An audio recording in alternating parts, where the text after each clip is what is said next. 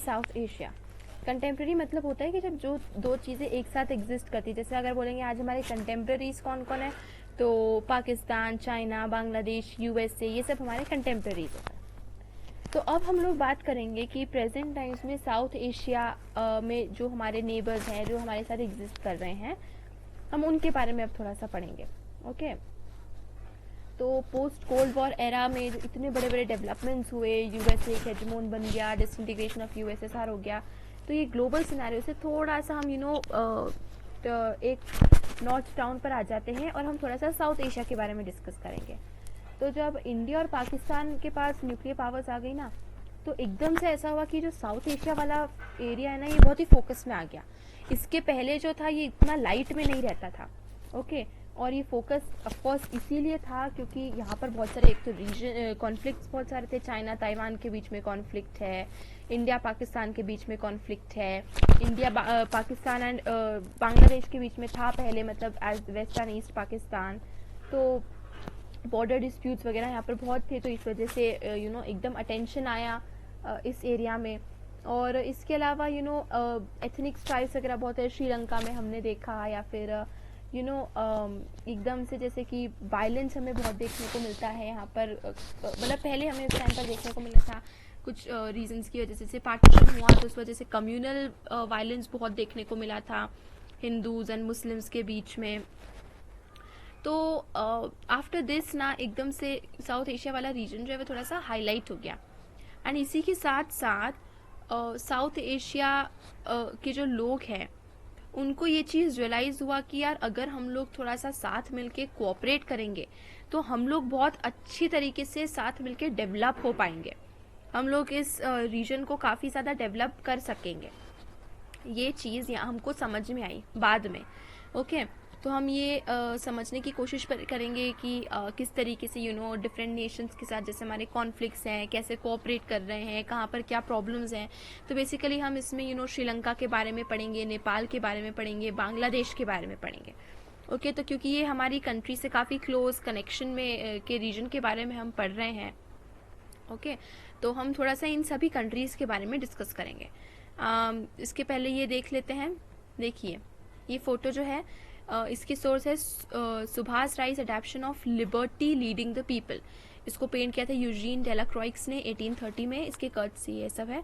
तो हमें देख सकते कि कैसे एक विमेन है जो कि साड़ी पहन के झंडा ले रही है। इसमें पाकिस्तान का है, इंडिया का हमें फ्लैग दिखता है, श्रीलंका का फ्लैग दिखता है। तो ये सारे फ्लैग्स जो 5 फ्लैग्स हैं, मतलब ये साउथ एशिया को कि हमें साथ मिलके आगे बढ़ना है, एक दूसरे के साथ कोऑपरेट करना है। ये कार्टून इस चीज़ को सिग्निफाई करता है। What is south Asia? देखो, अगर यहाँ पर हमें सिचुएशन के बारे में डिस्कस कर रहे हैं, इंडिया पाकिस्तान का मैच होता है ना, तो हर जगह एक एटमॉस्फेयर ही अलग हो जाता है। हमें पता होता है, हम लोग we are like glued to the TV कि what will happen next, what will happen next. And उसी के साथ साथ हमें ये भी पता चलता है, हम ये भी एक तरफ तो देखते हैं कि इंडिया पाकिस्तान जैसे कि बिल्कुल दुश्मनी है जब क्रिकेट मैच का होता है तब, और दूसरी तरफ हम ये भी देखते हैं कि जब कोई मैच देखने के लिए या तो इंडिया से पाकिस्तान जाते हैं या पाकिस्तान से इंडिया आते हैं, तो ऑपोजिट कंट्री के फैंस उनको किस तरीके से ट्रीट करते हैं, वो बहुत अच्छी तरीके से ट्रीट करते हैं। तो ये हमें कुछ बताता है कि एक तरफ तो इतने टेंशन्स है, बॉर्डर कॉन्फ्लिक्ट्स है, और दूसरी तरफ हम इस तरीके का बर्ताव, मतलब हम एक दूसरे के साथ इतना अच्छा बिहेव करते हैं। तो साउथ एशिया यही कुछ है, यही साउथ एशिया का एक रिलेशनशिप है, पैटर्न है कि यहाँ पर राइवलरी भी है और गुडविल भी है, आपस में दुश्मनी भी है और अच्छे रिलेशंस भी है। यहाँ पर होप भी है, उम्मीद भी है कि something will happen, something good will happen, and despair भी है, म्यूचुअल सस्पिशन भी है एंड ट्रस्ट भी है। आपस में हम वो तो करते कि यार अच्छा चाइना इस तरीके से कर रहा है, श्रीलंका इस तरीके से, और साथ ही साथ एक दूसरे के बीच में ट्रस्ट भी है। तो सबसे पहली बात, साउथ एशिया है क्या? देखिए, साउथ एशिया जो है वो मेनली किन एरियाज को डिस्क्राइब करता है? Bangladesh, Bhutan, India, the Maldives, Nepal, Pakistan and Sri Lanka. Basically ये एरिया जो है ये कलेक्टिवली इसका कलेक्टिव टर्म यूज किया जाता है साउथ एशिया। और अगर हम स्टार्टिंग एंड एंडिंग पॉइंट देखें तो Himalayas in the north, and the Indian ocean, the Arabian sea, bay of Bengal in the south, ये सभी चीज़ों जो है ये एक तरीके से एक नेचुरल एग्जिस्टेंस है साउथ एशिया में, और हमें ये प्रोटेक्शन भी प्रोवाइड करता है। एंड यू नो ये एक इस वजह से ये कितनी डिस्पैरिटी है, डिफरेंसेस भी बहुत सारे हैं, मतलब बहुत ही डाइवर्स नेशन भी है, तो हमारा लिंग्विस्टिक, सोशल, कल्चरल डिस्टिंक्टिवनेस हमें बहुत देखने को मिलती है। और आप अगर ये बात हम जानते हैं कि पहले ये जो पूरा एरिया था ना, ये बांग्लादेश, भूटान, इंडिया, नेपाल, पाकिस्तान, ये सब पहले द इंडियन सब कॉन्टिनेंट कहलाता था, Sri Lanka and all that, it was all a part of the India. ये पूरा एरिया जो था ये एक कंट्री की तरह ट्रीट किया जाता था, द इंडियन सब कॉन्टिनेंट। बट लेटर धीरे धीरे करके एंड धीरे धीरे ये सारे कंट्रीज जो है वो इंडिया से निकल कर इंडिपेंडेंट कंट्रीज फॉर्म होने लग गए। मैं किस टाइम की बात कर रही हूँ, मुगल्स की, मौर्यास की। इन टाइम पे मुगल्स का कंट्रोल पूरा, इनफैक्ट पाकिस्तान से भी ऊपर, मतलब अफगानिस्तान तक पूरा था। अफगानिस्तान का एरिया भी इंडियन सब कॉन्टिनेंट में आता था, तो इतना वास्ट एरिया था इंडिया का। ओके एंड एकदम देखिए बाउंड्रीज जो है ना वो बिल्कुल, ये बात है हम जैसे मैप पर ड्रॉ करते हैं ना, तो किसी भी नेशन की बाउंड्री जैसे क्लियर कट नहीं होती है। ओके तो इतनी ऐसी इसी तरीके से इसमें भी इतनी क्लियर नहीं है, not as clear in the east and the west as they are in north and south. इसका मतलब आप जानते क्या होता है? देखिए नॉर्थ एंड साउथ में क्या हो रहा है, नॉर्थ में हिमालयाज है एंड साउथ में इंडियन ओशन है। तो ये हिमालयाज और इंडियन ओशन के बीच का जो एक प्लेन है, हम उसको पूरा इंडिया बोल देते हैं। अब फिर एक बे ऑफ बंगाल आता है, वहां से हमें बांग्लादेश स्टार्ट हो जाता है, उसके बाद म्यांमार वगैरह है। तो देखिए नॉर्थ एंड साउथ में तो हिमालयाज एंड इंडियन ओशन आ गया। हिमालयाज के ऊपर एंड साइड में जो है वो पाकिस्तान है, चाइना है, एंड इंडियन ओशन के बाद जो है वो श्रीलंका है, मालदीव्स है। तो नॉर्थ एंड साउथ में तो क्लियर है। लेकिन ईस्ट टू वेस्ट अगर देखें, मतलब अगर हम देखें कि बे ऑफ बंगाल में बांग्लादेश है, फिर म्यांमार है, फिर ये सारे जो कंट्रीज है, तो यहाँ पर थोड़ा सा हमें कंफ्यूजन देखने को मिलता है। बाउंड्रीज यहाँ पर इतनी क्लियर नहीं है।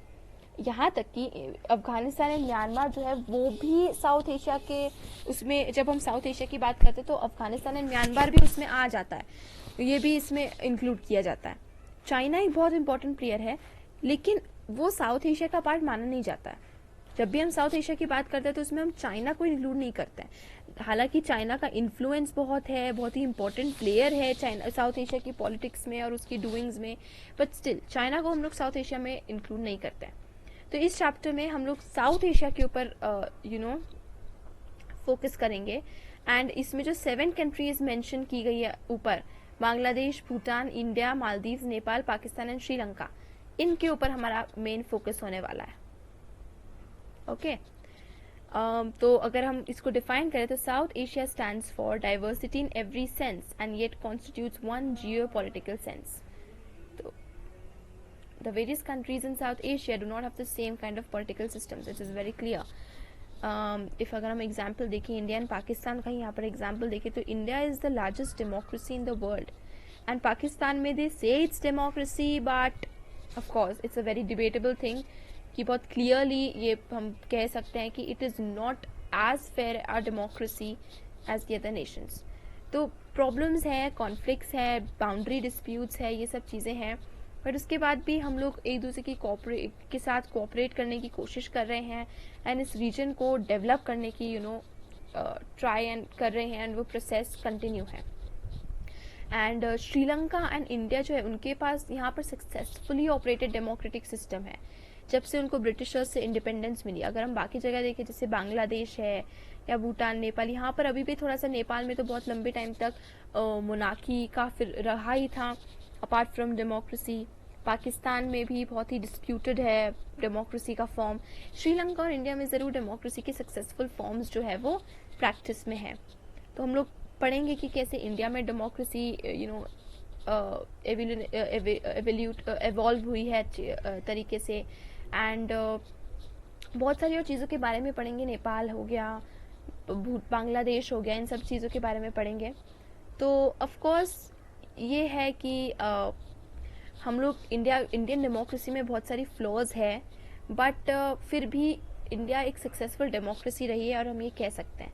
और ये सेम है श्रीलंका के साथ। मतलब देखिए फ्लॉज तो है, एंड जैसे मैंने पहले वाले वीडियो में भी डिस्कस किया था कि I don't think there is any system जहाँ पे पॉसिबल है कि 100% परफेक्शन हम लोग अचीव कर सके. मतलब कहीं ना कहीं देयर इज़ समथिंग, बिकॉज यही ह्यूमन है. Okay, this is what human institution is. Error is like it's mandatory for human existence. Error होना ज़रूरी है हर चीज़ में. हम लोग 100% आइडियल एंड परफेक्ट वो नहीं होता. That is just a vision, a utopian vision. तो इंडिया में, श्रीलंका में अपनी डेमोक्रेसी में फ्लॉज है, but still we can say it's a very successful democracy, a well settled one. Pakistan और बांग्लादेश दोनों में सिविलियन और मिलिट्री रूलर्स हैं और दोनों ने एक्सपीरियंस करे हैं. पाकिस्तान में जैसे जनरल परवेज़ मुशर्रफ हो गए तो मिलिट्री रूलर्स भी काफ़ी रहे हैं. बांग्लादेश में भी ऐसा हुआ है, सिविल रूलर्स भी रहे हैं, सिविलियन जो कि मिलिट्री में नहीं थे. ओके, तो बांग्लादेश जो है वो कोल्ड वॉर के बाद भी एक डेमोक्रेसी बना रहा.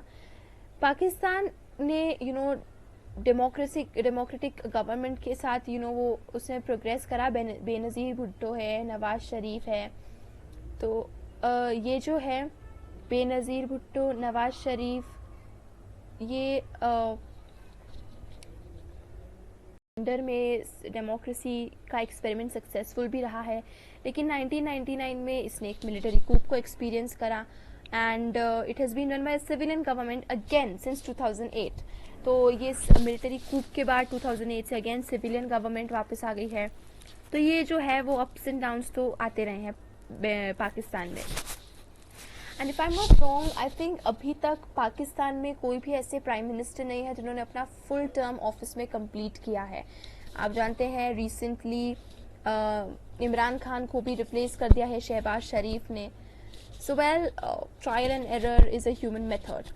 इसी तरीके से 2006 तक नेपाल जो था वो एक कॉन्स्टिट्यूशनल मोनार्की था और हमेशा से ये डर बना रहता था, मतलब कि कॉन्स्टिट्यूशन वगैरह डेमोक्रेसी का कुछ फॉर्म तो था, लेकिन ये था ही सही कि किंग कभी भी पावर्स अपनी वापस ले जाए, टोटल कंट्रोल कर लें. 2008 में फाइनली हुआ कि मोनार्की को अबॉलिश कर दिया गया और तब जाके नेपाल जो है वो डेमोक्रेटिक रिपब्लिक बना. 2008 is a pretty late time अगर हम कंपेयर करें, जिससे हमारा तो 1947 में हुआ था. तो वो स्ट्रगल्स जो है हर कंट्री के हैं अपने. तो बांग्लादेश और नेपाल के इस एक्सपीरियंस से हम कह सकते हैं कि डेमोक्रेसी को जो है वो एक as a major form of government south Asia में एक्सेप्ट किया जा रहा है, शुरू कर दिया है. एंड पीपल आर, मतलब the countries and nations are preferring democracy over other forms of government. Okay, इसी तरीके से taking place in the two smallest country of the region. दो सबसे छोटी कंट्रीज कौन सी है? भूटान, जो कि एक कॉन्स्टिट्यूशनल मोनार्की बनी 2008 में जब नेपाल फ्री हुआ इससे. तो किंग के अंडर में एक मल्टी पार्टी डेमोक्रेसी यहाँ पर इन्वर्ज हो गई. एंड सेकेंड स्मॉलेस्ट कंट्री इस रीजन की है द मालदीव्स, जो कि एक आइलैंड नेशन है. और हम तो I think Maldives is very popular these days. हमें बहुत ईजीली सिलेब्स के अकाउंट्स पर मालदीव्स के फ़ोटोज़ देखने को मिल जाते हैं. सो एक आइलैंड नेशन था और एक सल्तनत था टिल 1968, मतलब एक सुल्तान इसको रूल कर रहा था. और 1968 के बाद इसको एक रिपब्लिक में ट्रांसफॉर्म किया था, जहाँ पर प्रेसिडेंशियल फॉर्म ऑफ गवर्नमेंट को अडॉप्ट किया गया था.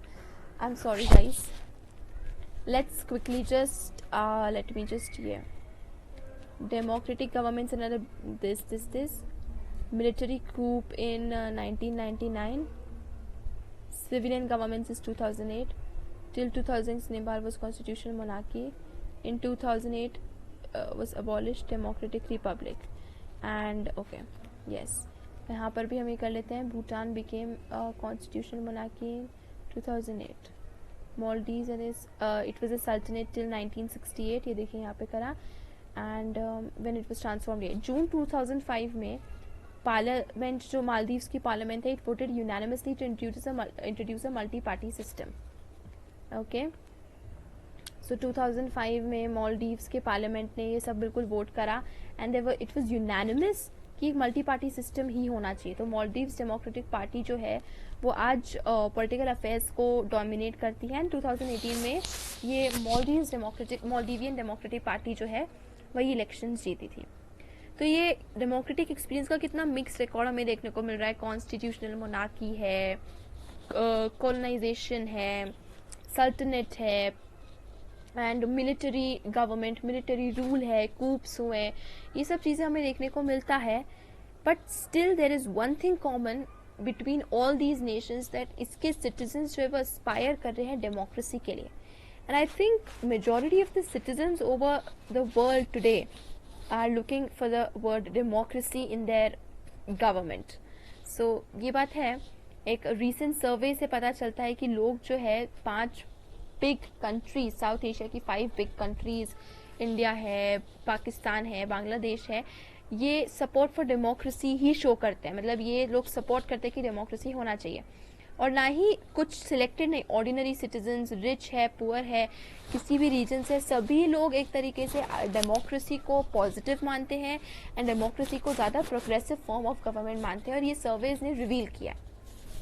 तो they prefer democracy over any other form of government.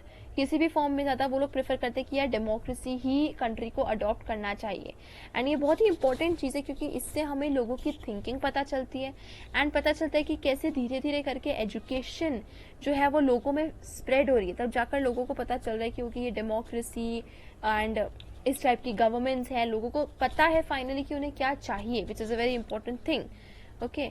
And ये इसलिए ज़्यादा इम्पोर्टेंट है क्योंकि ऐसा पहले जब ये डेमोक्रेसी इंट्रोड्यूस किया गया था, जब ये इन इफेक्ट में आया था, तो ऐसा माना जाता था कि डेमोक्रेसी सिर्फ prosperous countries of the world में ही सर्वाइव कर पाएगी, उसी के लिए फिट होगी. लेकिन अब देखिए, आयरॉनिकली डेमोक्रेसी को हम रिच से ज़्यादा पुअर के साथ एसोसिएट करते हैं. कि आई थिंक डेमोक्रेसी जो है वो पुअर के लिए एक रिप्रेजेंटेटिव फॉर्म ऑफ गवर्नमेंट जो है वो पुअर पीपल को रिप्रेजेंट कर रही है. तो I think this is pretty ironical कि डेमोक्रेसी को प्रॉस्परस कंट्रीज़ के साथ एसोसिएट किया गया, जबकि I think democracy is more successful in the poorer countries. Of course no doubt rich prosperous countries में तो डेमोक्रेसी सक्सेसफुल है ही सही. ये देखिए, यहाँ पर हम ये सर्वे देख लेते हैं. Democracy is preferred over dictatorship everywhere except in Pakistan. Those who agree with one of those statements. Okay, 1062. ये डेमोक्रेसी इज प्रेफरेबल. बांग्लादेश में 69% people say democracy is preferable. India में 70%, नेपाल में 62%, पाकिस्तान में ओनली 37%. क्योंकि पाकिस्तान में 14% बोल रहे हैं sometimes dictatorship is better, and approximately 49-50% are saying it doesn't matter to them. So it's again a very significant thing ये जो है. एंड देखिए, मेजरली हमें यहाँ से देखने को मिल रहा है कि मेजरली सभी लोग जो है वो डेमोक्रेसी को प्रेफर कर रहे हैं. डिक्टेटरशिप के लिए 6, 9, 10, 14 मतलब 20% से ऊपर तो जा ही नहीं रहा है. डजंट मैटर टू मी वाले भी है, तो मतलब सबसे ज़्यादा democracy, then doesn't matter to me, and then dictatorship is better. तो दिस इज़ लाइक, अगर ओवरऑल देखें सभी कंट्रीज़ का, साउथ एशिया के रीजन को पूरा मिला के, तो पूरे साउथ एशिया के रीजन में 62% people say democracy, 28% people say doesn't matter to me, and 10% people prefer dictatorship. Very few doubt the suitability of democracy for their own country. तो देखिए, यहाँ पे हमें देखा, अगर हम पूरा टोटल साउथ एशिया का देखें तो 88% मतलब ये इस तरीके से हमें देखने को मिल रहा है कि 88% पीपल से कि it's suitable, and approximately if we draw a line here, तो it's like 30% say very suitable. And Pakistan में तो आई थिंक 49% लोग, 48 मतलब 45-50% लोग कह रहे हैं कि democracy is very suitable for the country. India में भी कह रहे हैं सूटेबल, मेजरली सभी लोग कह रहे हैं कि यार डेमोक्रेसी इज़ सूटेबल. तो मोर देन 19,000 ऑर्डिनरी सिटीजन्स को इंटरव्यू किया गया है ये 5 कंट्रीज़ में साउथ एशिया की. इसके बाद ये रिपोर्ट्स जो है वो सामने आई है. हम ये यूनाइटेड नेशंस डेवलपमेंट प्रोग्राम, यहाँ पे इसकी टेबल देख सकते हैं कि किस तरीके से डेवलपमेंट हुआ है. जैसे कि world, developing country, south Asia, ये हमने पहले यहाँ पर ये कंपेयर किया है. एंड फिर इंडिया वगैरह में, बांग्लादेश में कंपेयर किया. जैसे life expectancy at birth is, मतलब लाइफ एक्सपेक्टेंसी इस पर, मतलब कि जब जब बर्थ होता है, मतलब कितनी लाइफ एक्सपेक्टेंसी है, कितना एक्सपेक्ट करते हैं कि सिटीजन जो है एवरेज कितना जिएगा. तो बांग्लादेश में सबसे ज़्यादा अप्रॉक्सीमेटली 73 ईयर्स, इंडिया में अप्रॉक्सीमेटली 69 ईयर्स. इस तरीके से ये डेटा है सब. It's again related to democracy, क्योंकि यहाँ पर डिफरेंट सिस्टम्स बताते हैं कि इंडिया में डेमोक्रेसी है तो इसके फिगर्स, बांग्लादेश में ये सब डेमोक्रेसी वाले एरियाज़ हैं. ये टाइमलाइन है साउथ एशिया की since 1947. It's very important guys. इस सेंस में अगर हम देखें तो south Asian experience of democracy जो है वो काफ़ी डेवलप हुआ है विथ टाइम एंड प्रोग्रेस दिन पे दिन और होते जा रहा है। तो अब हमने थोड़ा सा डेमोक्रेसी के बारे में यहाँ डिस्कस किया कि डिफरेंट कंट्रीज़ का किस तरीके से डेमोक्रेसी है। अब हम पर्टिकुलर कंट्रीज़ पे आएंगे एंड सबसे पहले हम लोग डिस्कस करने वाले हैं पाकिस्तान को, मिलिट्री एंड डेमोक्रेसी इन पाकिस्तान। इसके बाद हम लोग डिस्कस करेंगे बांग्लादेश में। इसके बाद हम लोग डिस्कस करेंगे नेपाल में, sorry again, and Nepal discuss करेंगे। इसके बाद श्रीलंका डिस्कस करेंगे। श्रीलंका के बाद देखिए इंडिया पाकिस्तान कॉन्फ्लिक्ट्स जो है वो थोड़े से ओमिटेड है क्योंकि हमने लास्ट मतलब टर्म 1 में ये पढ़ लिए थे India Pakistan conflicts, and India it's neighbours भी डिलीटेड है बिकॉज अगेन हमने ये लास्ट टर्म 1 में ये पढ़ लिया था। तो नेपाल, पाकिस्तान, बांग्लादेश, श्रीलंका में पढ़ने के बाद अब हम लोग फिर सीधे आ जाएंगे पीस एंड कोऑपरेशन पे कि साउथ एशिया के डिफरेंट कंट्रीज़ के बीच में पीस एंड कोऑपरेशन कैसे मेंटेन होता है। अब पाकिस्तान की डिस्कस करते हैं। देखिए पाकिस्तान ने अपना सबसे पहला कॉन्स्टिट्यूशन फ्रेम किया था, जनरल आयूब खान ने तब टुक ओवर किया था एडमिनिस्ट्रेशन को एंड अपने आप को उन्होंने इलेक्ट करवा लिया था। ठीक है, जब पाकिस्तान का फर्स्ट कॉन्स्टिट्यूशन फ्रेम हुआ उसके बाद उनके सबसे पहले प्राइम वो थे जनरल आयूब खान, एंड उनके खिलाफ बहुत पॉपुलर प्रोटेस्ट थे। वो था कि डिससेटिस्फैक्शन था, तो उन्हें अपना ऑफिस छोड़ना पड़ा, रिज़ाइन करना पड़ा। एंड जनरल आयूब खान के बाद एक और मिलिट्री टेक ओवर हुआ जनरल याहिया खान का। याहिया के मिलिट्री रूल के अंदर पाकिस्तान ने बांग्लादेश क्राइसिस फेस करे। अगर आपको नहीं पता है बांग्लादेश क्राइसिस क्या है तो देखिए बांग्लादेश उस वक्त बेसिकली ईस्ट पाकिस्तान था एंड 1971 में एक वॉर हुआ था जिसने इंडिया की मदद से बांग्लादेश जो है वो ईस्ट पाकिस्तान से चेंज होकर अब बांग्लादेश बन गया था, तो बांग्लादेश फ्री हो गया था। तो ईस्ट पाकिस्तान जो है वो इंडिपेंडेंट हो गया था। इसके बाद जो है जुल्फ़िकर अली भुट्टो के अंडर एक elected government I and Pakistan में उन्होंने जुल्फ़िकर अली भुट्टो ने रूल किया 1971 से 1977 तक फॉर 6 इयर्स। भुट्टो की गवर्नमेंट को भी रिमूव कर दिया था जनरल ज़िया उल हक की गवर्नमेंट ने 1977 में। अगेन जनरल ज़िया ने उनके अगेंस्ट मूवमेंट फेस किया और 1982 से एंड उन्होंने एक डेमोक्रेटिक गवर्नमेंट को इस्टेब्लिश करा 1988 में। अगेन इस्टेब्लिश हुआ बेनज़ीर भुट्टो के under and Benazir Bhutto was the daughter of Zulfikar Ali Bhutto. तो हम यहाँ देख सकते हैं कि कैसे मतलब कैसे लीडरशिप क्विकली चेंज हो रही है। पहले जनरल आयूब खान के अगेंस्ट हुआ, याहिया खान के अगेंस्ट हुआ, फिर ज़िया उल हक के अगेंस्ट हुआ एंड फिर बेनज़ीर भुट्टो आई जो कि सिविलियन गवर्नमेंट जिन्होंने फॉर्म करी 1988 में। इसके बाद पाकिस्तान की जो पॉलिटिक्स है वो बेसिकली बेनज़ीर भुट्टो की party the Pakistan peoples Party, again I am sorry यहाँ पर हम इसको हाईलाइट करना भूल गए गाइज, इट्स वेरी इंपॉर्टेंट। ये इंपॉर्टेंट चीज़ें प्लीज़ हाईलाइट कर लीजिए। East Pakistan broke away and form Bangladesh after a war, ये यहाँ पर आ गया। Zulfikar Ali Bhutto Pakistan this Bhutto was government was removed by this 1982 onwards and elected democracy was established once again in 1988 by Benazir Bhutto. Okay, उसकी पार्टी थी Pakistan peoples party and the Muslim league जो दूसरी party थी। उन दोनों के बीच में बहुत ही टिफ कंपटीशन और स्टार्क कंपटीशन देखने को मिलता है, जैसे कि अगेन बीजेपी एंड कांग्रेस। तो ये फेज जो था जहाँ पर डेमोक्रेसी इलेक्ट करी गई थी, ये कब तक लास्ट करा? 1999 तक इसने लास्ट किया फॉर 11 ईयर्स एंड अगेन से वापस से जनरल परवेज़ मुशर्रफ ने स्टेप इन करा और उन्होंने नवाज शरीफ को प्राइम मिनिस्टर की पोस्ट से हटा दिया। 2001 में जनरल मुशर्रफ ने खुद को प्रेसिडेंट बना लिया। तो पाकिस्तान जो है वो अगेन आर्मी रूल के अंडर कंट्रोल होती रही एंड 2008 से पाकिस्तान में जो रूलर्स है वो डेमोक्रेटिकली इलेक्ट किए जा रहे हैं। अभी हमने देखा इमरान खान वो भी डेमोक्रेटिकली इलेक्टेड लीडर ही थे इलेक्शंस वगैरह के बाद।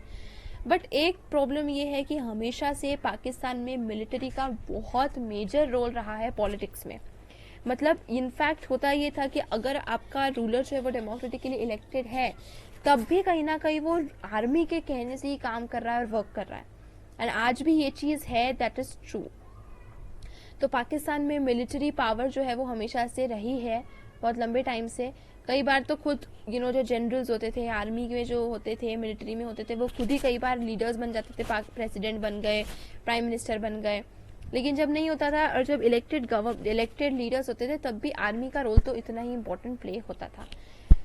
ये कार्टून देख लेते हैं। This cartoon comments on the dual role of Pakistan rule, Parvez Musharraf as the president of the country and as the army general. ये उसका डुअल रोल हमें देखने को मिलता है। ये देखिए, this minus this is 0, this minus this is 1, this plus 2 is 2, I am always good at calculation. ये मुशर्रफ। तो कहने का मतलब ये है कि ये जो है ये परवेज़ मुशर्रफ ही है, ये 6 के 6 फिगर सब परवेज़ मुशर्रफ है। ये जो मिलिट्री यूनिफॉर्म में है, ये उनके जनरल है। मतलब मुशर्रफ जो है वो एक ही टाइम पर आर्मी के जनरल भी थे और प्रेसिडेंट ऑफ द कंट्री भी थे। तो वो कह रहे कि जब वो ना ही प्रेसिडेंट है ना ही वो आर्मी के जनरल है, मतलब वो तो तब उनके पास 0 है। 0 मतलब 0 नंबर, मतलब ही इज नथिंग। अगर वो मतलब अगर वो सिर्फ प्रेसिडेंट है, आर्मी में कुछ नहीं है, तो लाइक ही इज नथिंग। अगर वो आर्मी के जनरल है लेकिन प्रेसिडेंट नहीं है, तो okay, he has got something 1। अगर वो आर्मी के जनरल भी है plus president of the country भी है, तो he has got the maximum 2। तो वो बताइए, I am always good at calculation, इस तरीके से वो बता रहे हैं किस तरीके से उन्होंने अपना डुअल रोल लिया। वो आर्मी के जनरल भी रहे और प्रेसिडेंट भी रहे, क्योंकि उन्हें लगा था कि अगर वो सिर्फ प्रेसिडेंट बनेंगे तो उनके पास कुछ भी नहीं रहेगा। अगर वो आर्मी के जनरल बने रहेंगे तो उनके पास थोड़ा सा रहेगा, लेकिन सबसे ज़्यादा उन्हें तब मिलेगा जब वो दोनों ड्यूटीज़ एंड रिस्पॉन्सिबिलिटीज़ लेंगे। तो इस कार्टून का ये मतलब है। बहुत सारे फैक्टर्स हैं जिसने पाकिस्तान के फेलियर में हेल्प किया है पाकिस्तान को एक स्टेबल डेमोक्रेसी डेवलप करने में। एंड इसमें बहुत ही इंपॉर्टेंट एक रीज़न रहा है हमेशा से मिलिट्री, कि मिलिट्री रूल जो है वो पाकिस्तान में हमेशा से डोमिनेटिंग था। एंड मिलिट्री के साथ साथ clergy and land owning aristocracy का रूल भी मतलब देखने को मिला है कि इनका इन्फ्लुएंस तो गवर्नमेंट्स पर रहता ही है, पाकिस्तान की गवर्नमेंट पर, ठीक है। एंड मतलब ये जो 3 ग्रुप्स है ना, इसने क्या करा है कि इलेक्टेड गवर्नमेंट्स को हटा के और मिलिट्री गवर्नमेंट्स को इस्टेब्लिश करने में इसमें काफ़ी साथ दिया। और आपको मैं बता दूं कि आई डोंट नो हम ये आगे इस चैप्टर में पढ़ेंगे, बट पढ़ेंगे या नहीं, because I am not very I don't remember it. लेकिन एक बात आपको मैं बता दूं कि यूएस एंड ऑल है ना, जैसे यूएस या बाकी नेशंस है, उन्होंने भी हमेशा पाकिस्तान में मिलिट्री रूल को ही सपोर्ट किया है, क्योंकि वो उसे अपने नज़रिए से देखिए। हाँ यस, आगे हम लोग पढ़ेंगे, तो मैं ये समझा देती हूँ पहले। सो ये ग्रुप्स जो है, ये पॉलिटिकल पार्टीज़ है, डेमोक्रेसी है, इसमें हमेशा एरर्स एंड फ्लॉज तो रहे ही है। और पाकिस्तान की जो सिक्योरिटी है, ये सेल्फिश माइंडेड पार्टीज से बहुत ज़्यादा इसका डाउनग्रेड हुआ है, बहुत ज़्यादा डिस्ट्रक्शन और उसका डेवलपमेंट हिंडर हुआ है। डेमोक्रेसी केओटिक रही है, मिलिट्री रूल है, इलेक्टेड रूलर है क्या नहीं है। और आर्मी जो है वो कैसे ना कैसे पावर में होती थी, इलेक्टेड गवर्नमेंट हो या कोई आर्मी ही रूल कर रहा हो, लेकिन आर्मी के पास तो हमेशा पावर होती थी। एंड इस वजह से डेमोक्रेसी हमेशा से केओटिक रही है, डेमोक्रेसी हमेशा से फ्लॉड रही है। और पाकिस्तान की सिक्योरिटी जो है वो भी इस वजह से काफ़ी प्रॉब्लम में रही, क्योंकि देखिए पाकिस्तान में जो कॉमन पीपल है ना, उसमें से जो सर्वे हुआ था उसमें पता चला था कि बहुत सारे लोग ये चाहते हैं कि यार इंडिया के साथ ये कॉन्फ्लिक्ट्स ख़त्म कर देना चाहिए, क्योंकि ये आर्मी लेकिन जो है ये हमेशा से पावर में ये रही है और ये हमेशा से चाहती है कि यार पाकिस्तान को कश्मीर मिलना चाहिए एंड ऑल दैट। तो इस वजह से ये जो कॉन्फ्लिक्ट्स भी होते हैं, मेजर इसका रीज़न जो है वो आर्मी पीपल ही है, क्योंकि वो पावर में रहते तो they do what they want. तो डेमोक्रेसी सक्सेसफुल नहीं रही है पार्टी में, लेकिन एक प्रो डेमोक्रेसी सेंटिमेंट हमेशा से रहा है, लोगों ने हमेशा से डेमोक्रेसी को सपोर्ट किया है। तो एक चीज़ ज़रूर है पाकिस्तान में कि यहाँ पर free press and a strong human rights movement है। अगर हम कंपेयर करें, we can not say that India की प्रेस एग्जैक्टली सेंसर्ड है, लेकिन India press, Indian news, Indian media जो है ये बहुत कुछ कंट्रोल करती है पॉलिटिकल पार्टीज। पाकिस्तान की जो मीडिया और प्रेस है वो बहुत ही ओपनली क्रिटिसाइज करती है अगर कोई रूलर है उसको, एंड वो प्रेस बहुत स्ट्रॉन्ग है। एंड साथ ही साथ पाकिस्तान में जो ह्यूमन राइट्स है उसके अगेंस्ट बहुत सारे मूवमेंट्स है। तो ये चीज़ जो है पाकिस्तान में it is better, relatively better than India.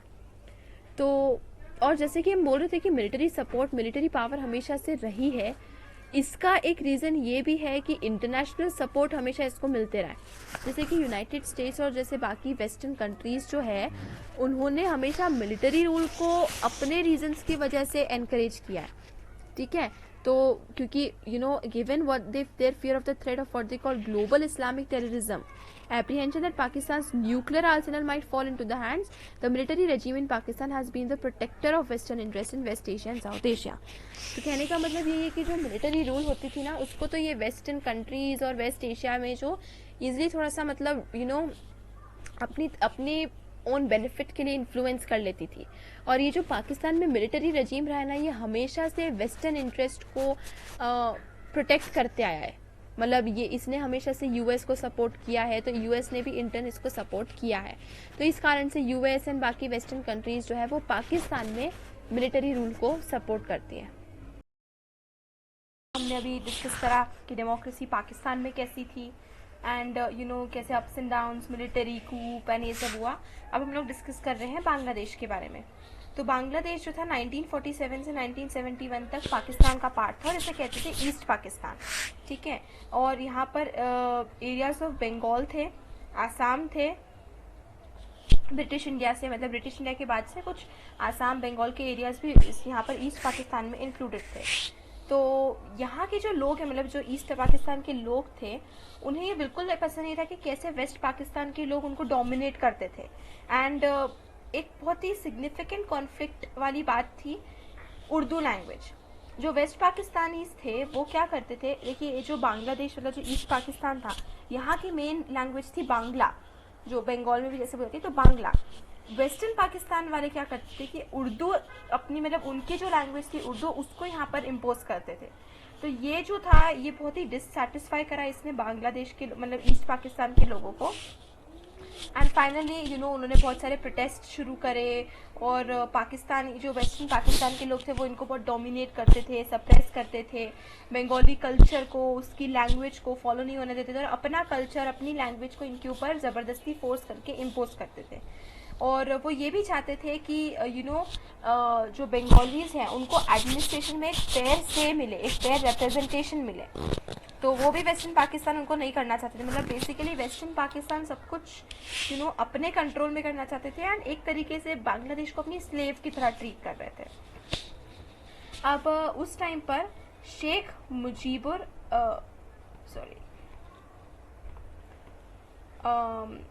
जब ये बात चल रही थी, शेख मुजीबुर रहमान जो थे वो बहुत ही पॉपुलर लीडर थे। ईस्ट पाकिस्तान, मतलब आज बांग्लादेश जो है वो ईस्ट पाकिस्तान थे, उसके बहुत ही पॉपुलर लीडर थे शेख मुजीबुर रहमान। और उन्होंने ये जो स्ट्रगल है अगेंस्ट वेस्ट पाकिस्तान और उसकी डोमिनेशन के अगेंस्ट, ये इन्होंने ही ये रहमान ने ही इन्होंने लीड करी थी। और उन्होंने डिमांड करा था कि या आप हमको अपने रूल से फ्री कर दो, हमें हमारा अलग कंट्री बनाना, हमें हमारा अलग वो चाहिए, रिप्रेजेंटेशन चाहिए। तो 1970 के इलेक्शंस पे हुआ ये था कि उस टाइम पर जब पाकिस्तान जो था उसमें द अवामी लीग जो थी, जो कि शेख मुजीब उसको वो कर रहे थे, उन्होंने ईस्ट पाकिस्तान में सारी सीट्स जीत ली थी, और एक उन्होंने मेजॉरिटी सिक्योर कर ली थी। और उन्होंने एक कॉन्स्टिट्यूएंट असेंबली पूरे पाकिस्तान के लिए प्रपोज करी थी कि अरे पूरे जितना भी ईस्ट एंड वेस्ट पाकिस्तान है उसके लिए होना चाहिए। तो मतलब 1970 के इलेक्शन में जो शेख मुजीब थे, ये बिल्कुल मेजॉरिटी हो गई, इनकी मेजॉरिटी आ गई, एंड जितनी सीट्स थी इस पाकिस्तान में सब इनको मिल गई। और इन्होंने डिमांड करा कि एक कॉन्स्टिट्यूएंट असेंबली होनी चाहिए पूरे पाकिस्तान के लिए। लेकिन जो वेस्टर्न पाकिस्तान था उनको ये चीज़ पसंद नहीं आई कि उन्होंने कि ये ईस्ट पाकिस्तान में शेख मुजीब का रूल आ गया है, एंड ये इस तरीके से इनको भी फेयर रिप्रेजेंटेशन मिले, ये चीज़ इनको पसंद नहीं थी। तो शेख मुजीब को अरेस्ट कर लिया गया इस तरीके से, कुछ कुछ बोल के, मतलब इलीगली इनको अरेस्ट कर लिया गया। एंड उस टाइम पर जो मिलिट्री रूल था किनका था, जनरल याह्या खान का, ठीक है। तो उन्होंने मिलिट्री मींस का यूज़ करके प्रोटेस्ट को सप्रेस करने की कोशिश की थी। बहुत उन्होंने क्रूअल्टी से उनको बहुत मारा पीटा, वायलेंस हुआ, एंड इसके थ्रू उन्होंने ये जितना भी प्रोटेस्ट उनके अगेंस्ट, वेस्ट पाकिस्तान के अगेंस्ट हो रहा था, उसको सप्रेस करने की उन्होंने कोशिश करी। और शेख मुजीब को अरेस्ट कर लिया। और शेख मुजीब बहुत पॉपुलर लीडर थे बांग्ला के, ओके, क्योंकि मतलब बिल्कुल उनका फेस ही थे, समझ लो। तो उनको अरेस्ट कर लिया, तो और ज़्यादा प्रोटेस्ट स्पार्क हो गए। तो उन्होंने जितने भी वायलेंट मीन्स थे उसका यूज़ करके वेस्टर्न पाकिस्तान ने इनको सप्रेस करने की कोशिश की। तो thousands were killed by the Pakistani, by the Pakistan, मतलब जब हम यहाँ पे पाकिस्तान की, मतलब वेस्टर्न पाकिस्तान ने बहुत थाउजेंड्स को मार दिया था, प्रोटेस्टर्स वगैरह, इन प्रोटेस्ट करने वाले इन सबको। तो इस कारण से हुआ क्या था कि बहुत सारे लोग बांग्लादेश से इंडिया आ रहे थे। ओके, बांग्लादेश मतलब उस टाइम के ईस्ट पाकिस्तान से वो लोग माइग्रेट होके इंडिया थे, बहुत ही मैसिव स्केल पर, through north east, west Bengal के थ्रू, उड़ीसा के, ये सब एरियाज, सॉरी वेस्ट बंगाल के थ्रू, आसाम वगैरह, नॉर्थ ईस्ट के थ्रू ये लोग रेफ्यूजीज जो है वो इंडिया आ रहे थे। तो इस वजह से जो था ये बहुत बड़ा रेफ्यूजी का प्रॉब्लम था। इफ़ यू रिमेंबर, हमने ये रेफ्यूजी का पढ़ा था इंग्लिश के हमारे लास्ट चैप्टर में भी, the lost childhood I guess, उसमें भी हमने पढ़ा था कि कैसे एक एक बच्चा रहता है जिसकी फैमिली ढाका बांग्लादेश से आई हुई होती है, and they are settle there, I think Seemapur या कुछ ना कुछ वहीं पर ऐसा कुछ था, I don't remember very well. But इससे रिलेटेड हमने ये माइग्रेशन जो हुआ है उससे रिलेटेड हमने इंग्लिश में एक चैप्टर, हमारा फर्स्ट चैप्टर भी पढ़ा। तो गवर्नमेंट ऑफ इंडिया इतने मैसिव माइग्रेशन के बाद भी वो उन्होंने हार नहीं मानी, उन्होंने सभी रेफ्यूजीज़ को हेल्प करा। इनफैक्ट जब श्रीलंका में भी तमिल्स के अगेंस्ट इतनी एट्रोसिटीज़ हो रही थी, सिन्हालास कर रहे थे, तो तमिल्स भी बहुत सारे जो श्रीलंकन तमिल्स थे वो भी माइग्रेट होकर बहुत इंडिया में आए थे। तब भी इंडियन गवर्नमेंट ने, इंडियंस ने इन रेफ्यूजीज़ को प्रोटेक्शन दिया, इनकी केयर करी, इनकी हेल्प करी। तो गवर्नमेंट ऑफ इंडिया ने इस डिमांड को सपोर्ट करके ईस्ट पाकिस्तान को फ्री होना चाहिए या फिर उनको इंडिपेंडेंस मिलनी चाहिए, उनको फाइनेंशियली और मिलिटरी बहुत हेल्प करा। एंड इसका रिजल्ट ये हुआ कि इंडिया और पाकिस्तान के बीच में दिसंबर 1971 में एक बहुत मैसिव वॉर हुआ, एंड इस टाइम पर इंडिया के लीडर थे Indira Gandhi. And guys I am telling you, अगर आप कभी वॉर के बारे में पढ़ेंगे कि 1971 का वॉर किस तरीके से जीता, मैं आपको बहुत ब्रीफ बताती हूँ। Literally I was all struck by this. Pakistan को उस वक्त सपोर्ट मिल रहा था यूएस से, क्योंकि पाकिस्तान ने बहुत ही रिसेंटली नाटो को ज्वाइन किया था और हम लोग तो हमारी नॉन अलाइनमेंट वाली पॉलिसी को ही फॉलो कर रहे थे, और पाकिस्तान ने नाटो को ज्वाइन कर लिया था। तो यूएस पाकिस्तान को सपोर्ट कर रही थी। एंड इस वॉर में, ये जो दिसंबर 1971 की वॉर हुई थी, तो यूएस ने अपने सपोर्ट के लिए शिप्स वगैरह भेज थी, वेपन्स, ये सब चीज़ें उसने वाया सी रूट पाकिस्तान की हेल्प करने के लिए, इंडिया पे हमला करने के लिए भेज दिया। एंड ये तो बात थी से कि उस वक्त India was not a very super power नहीं था, तो यूएस के सामने तो वो कभी टिक ही नहीं पाता। यूएस के सामने तो डेफिनेटली उसका हार तय थी, बिकॉज यूएस उस टाइम पर बहुत बड़ी पावर थी। तो आज भी वैसे मुश्किल है यूएस के सामने इंडिया का, because US comparatively area wise बहुत बड़ा है, मिलिट्री पावर बड़ी है, इकोनॉमी उसकी बहुत बड़ी है। तो ये चीज़ इंदिरा गांधी समझ गई थी कि अगर यूएस शिप्स एक बार, यूएस वॉरशिप्स एक बार पहुंच गई इंडियन ओशन तक, वो पहुंच गई और उन्होंने हम पे हमला करना शुरू कर दिया, तो हम ये वॉर जो है वो हार जाएंगे। So basically with in 2-3 days, क्योंकि ऑफकोर्स यूएस शिप्स वहाँ से डिस्पैच हुई यूएस से, वो आ रही हैं पाकिस्तान, मतलब इंडियन ओशन तक, तो उन्हें टाइम तो लगेगा, 2-3 दिन तो मिनिमम लगेंगे आने में। तो मतलब बेसिकली 2-3 दिन में तो इंदिरा गांधी के अंडर आर्मी ने पाकिस्तान के अगेंस्ट ये वॉर जीत ली और पाकिस्तानी सोल्जर्स को सरेंडर करना पड़ा। एंड रियली अगर आप ये पूरी स्टोरी इसकी पढ़ेंगे, इस वॉर की, दिसंबर 1971 के इस वॉर की, इंडो पाक वॉर की, it's amazing. You will be awestruck कि कितनी, मतलब हाउ इंटेलिजेंटली एंड हाउ, मतलब क्रिएटिवली आई वुड से इस वॉर को हमने जीती है। इट्स रियली मतलब अमेजिंग। तो पाकिस्तानी फोर्सेस ने सरेंडर कर दिया ईस्ट पाकिस्तान में, जो पाकिस्तानी फोर्सेस आई हुई थी सप्रेस वगैरह करने के लिए और जो फाइट कर रही थी। एंड और भी बहुत स्टोरीज है, वेस्टर्न पाकिस्तान ने भी हमला कर दिया, 2 फ्रंट्स पे लड़ रहे, but still we won. And finally east Pakistan से फ्री हो गया एंड फॉर्मेशन ऑफ बांग्लादेश हुआ। एंड ये बहुत इंपॉर्टेंट रीज़न है कि बांग्लादेश और इंडिया के बहुत ही अच्छे टाइज तब से बने हुए हैं। ये हम देख लेते हैं picture. This is a mural in Dhaka university. Dhaka जो है वो बांग्लादेश की कैपिटल है। Remember Noor Hussain who was killed by the police during pro democracy protest against general Ershad in 1987। Painted on his back, let democracy be freed, photo credit. ये देखिए आप, ये बांग्ला में पेंट किया गया है, ये ढाका यूनिवर्सिटी में। So that's okay. बांग्लादेश ने अपना कॉन्स्टिट्यूशन बनाया, ड्राफ्ट करा, एंड उसने अपना ये सब सेक्युलरिज्म, डेमोक्रेसी, सोशलिज्म जैसे आइडियल्स अपने कॉन्स्टिट्यूशन में एंश्राइन करे।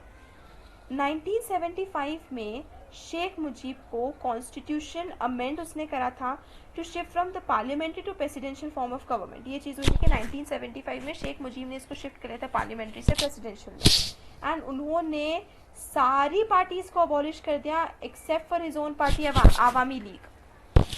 तो आवामी लीग के अलावा शेख मुजीब ने सारी बाकी पार्टीज को अबॉलिश कर दिया कि इस बाकी सारे इलीगल है, एंड इस वजह से बहुत कॉन्फ्लिक्ट्स एंड टेंशन हुए, because this was not democracy.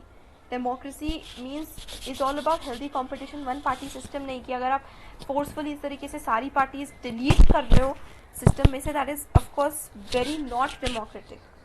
तो इस कारण से जो इतने पॉपुलर लीडर थे, फाइनली अगस्त 1975 में उनको असैसिनेट कर दिया गया था।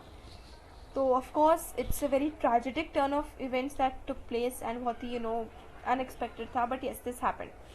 जो नए मिलिट्री रूलर थे, अब यहाँ पर भी मिलिट्री रूलर आए जो थे ज़ियाउर रहमान, उन्होंने अपनी खुद की बांग्लादेश नेशनल पार्टी फॉर्म करी और 1979 में उन्होंने इलेक्शंस जीते।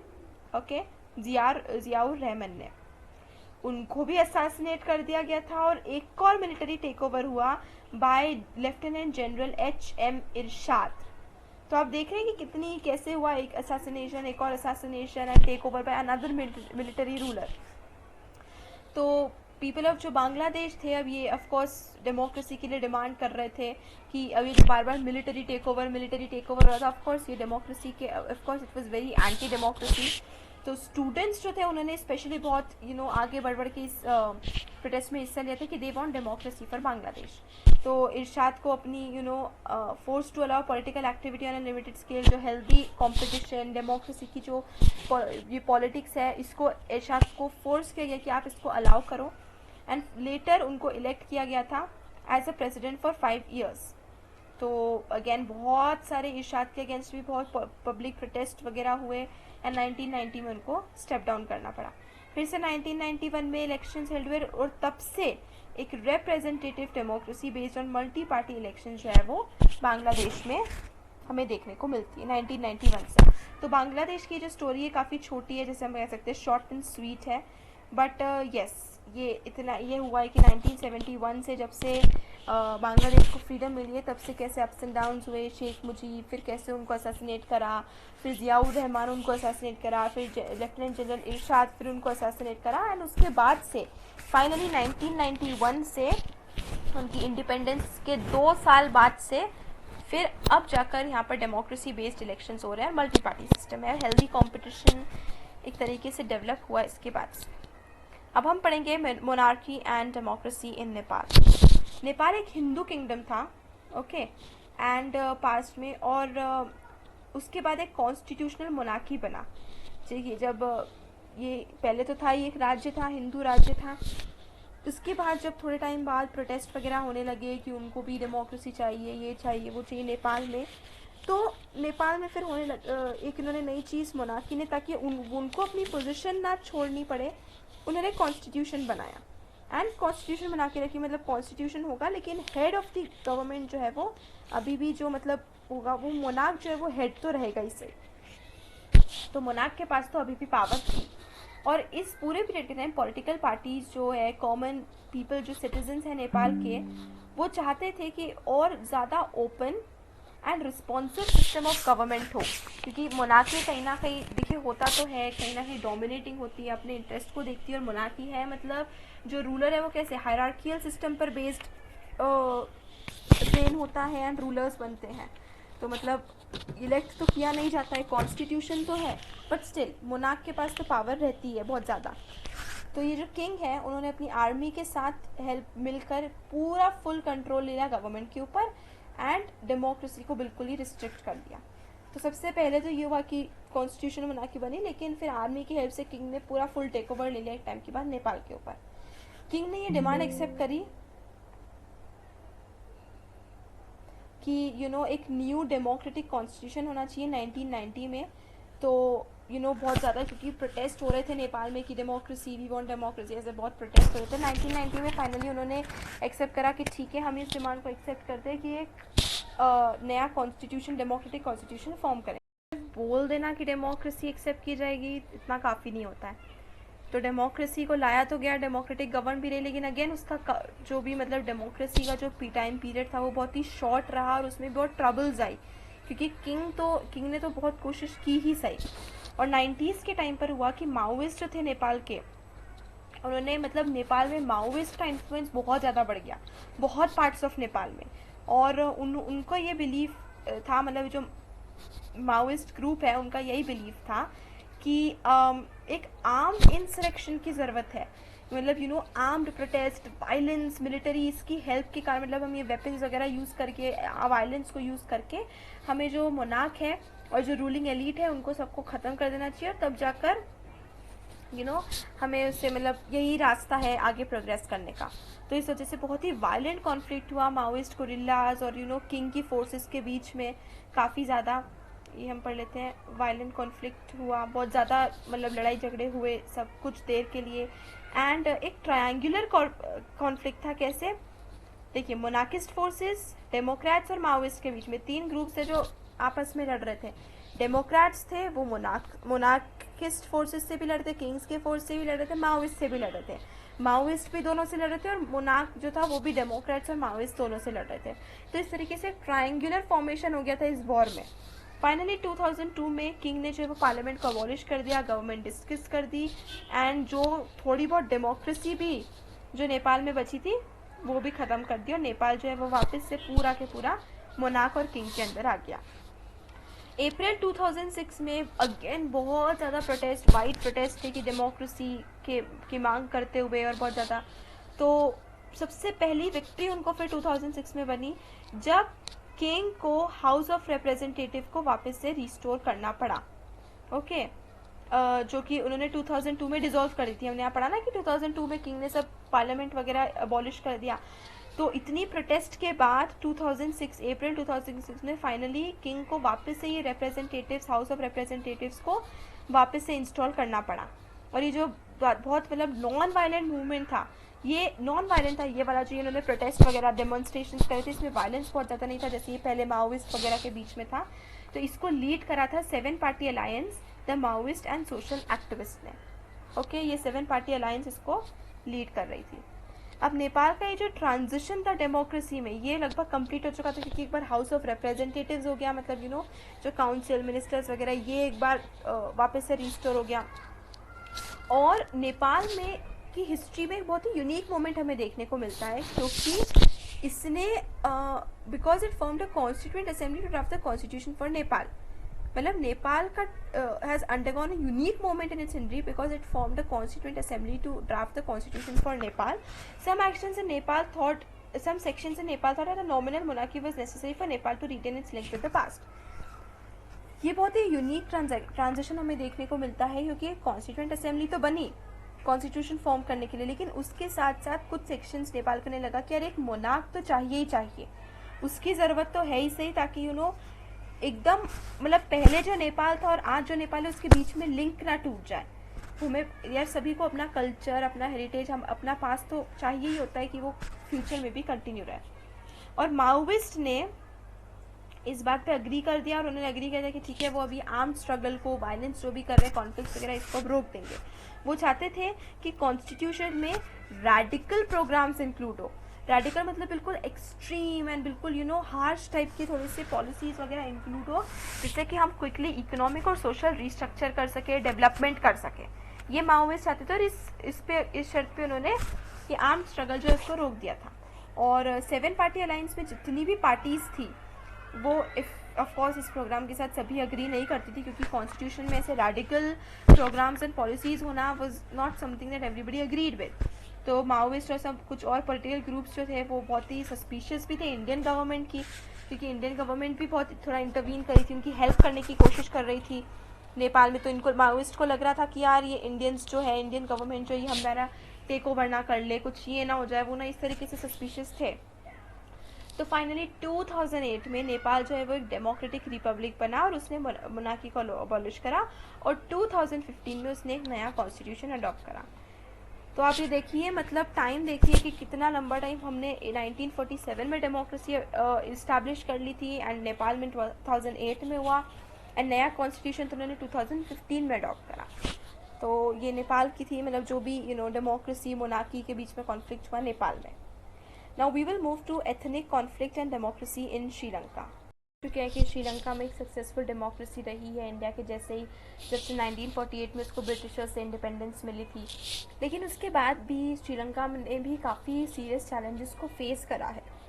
ठीक है, किस किस से, मिलिट्री से, मोनार्की से तो नहीं, मतलब जैसे कि हमने देखा पाकिस्तान में मिलिट्री रूल है, मिलिट्री रूल ने काफ़ी हिंड्रेंस दिए डेमोक्रेसी के लिए। बांग्लादेश में, नेपाल में मोनार्की है, बांग्लादेश में भी ऐसे मिलिट्री का भी काफ़ी बहुत ही रोल रहा है, हिंड्रेंस रहा है डेमोक्रेसी के लिए। तो श्रीलंका में ऐसे मिलिट्री और मोनार्की का तो देखने को नहीं मिलता है, लेकिन एथनिक कॉन्फ्लिक्ट की वजह से जो है वो डेमोक्रेसी पे थोड़ा सा इफेक्ट आया है एंड हिंड्रेंस आया है। देखिए, ये स्टोरी वैसे तो हम पढ़ चुके हैं ऑलरेडी, आई थिंक हमारे 7th 8th 9th के कुछ उसमें 8th के आई थिंक सिविक्स में हमने पढ़ा था बेल्जियम के बारे में, श्रीलंका के बारे में। जब श्रीलंका को इंडिपेंडेंस मिली 1948 में, तो श्रीलंका में जो पॉलिटिक्स थी, मतलब वो था उस वक्त, उसको बोलते थे सीलोन। श्रीलंका को उस वक्त उसको बोलते थे सीलोन, और उसको डोमिनेट करते थे सिन्हाला कम्युनिटी। ओके, सिन्हालास जो थे, क्योंकि वो मेजॉरिटी में थे श्रीलंका में, तो वही पूरे पॉलिटिक्स को, डेमोक्रेसी को डोमिनेट करते थे एंड वो तमिल्स के उससे बहुत ही हॉस्टाइल थे। अब देखिए हुआ क्या था कि श्रीलंका भी बहुत लंबे समय तक ब्रिटिशर्स के कंट्रोल में था। तो ब्रिटिशर्स क्या करते थे, इंडियन तमिल्स को स्पेशली साउथ वाले एरिया से उनको एज स्लेव्स, लेबरर्स वगैरह ऐसे करके और श्रीलंका ले जाते थे और वहाँ पे वर्क करवाते थे। इस कारण से तमिल्स की भी एक बहुत बड़ी कम्युनिटी फॉर्म हो गई थी श्रीलंका में। ठीक है, जो कि इंडिया से श्रीलंका गए थे, तो वहाँ पर सेटल हो गए थे। ब्रिटिशर्स उनको लेकर गए थे as slaves, as labourers, as army, कोई ना कोई उससे। तो इस कारण से तमिल्स जो है वो भी बहुत ही इंपॉर्टेंट एंड लार्ज नंबर में उनकी कम्युनिटी फॉर्म हो गई थी श्रीलंका में। और ये माइग्रेशन जो है वो इंडिपेंडेंस के बाद, मतलब ब्रिटिशर्स चले गए उसके बाद भी माइग्रेशन कहीं ना कहीं कंटिन्यू रहा। तमिल्स जो है वो श्रीलंका में जाते रहे। लेकिन जो सिन्हाला थे, अब सिन्हाला जो है वो एक ग्रुप है, उनको ये लगा कि श्रीलंका को तमिल्स को कोई भी तरीके से कंसेशन नहीं देना चाहिए, तमिल्स के लिए कोई भी तरीके से प्रिविलेजेस नहीं होनी चाहिए, क्योंकि श्रीलंका सिर्फ और सिर्फ सिन्हाला लोगों को बिलोंग करता है।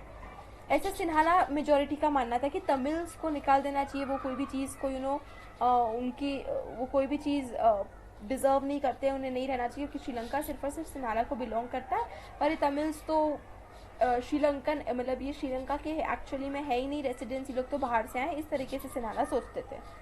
एंड इस वजह से वो लोग तमिल्स को बिल्कुल निगलेक्ट करते थे, तमिल्स की डिमांड्स को फुलफिल नहीं करते थे एंड तमिल को मतलब जितना हो सके इस तरीके से उसके ऊपर डोमिनेट करते थे, तमिल लैंग्वेज को भी कंडेम करते थे।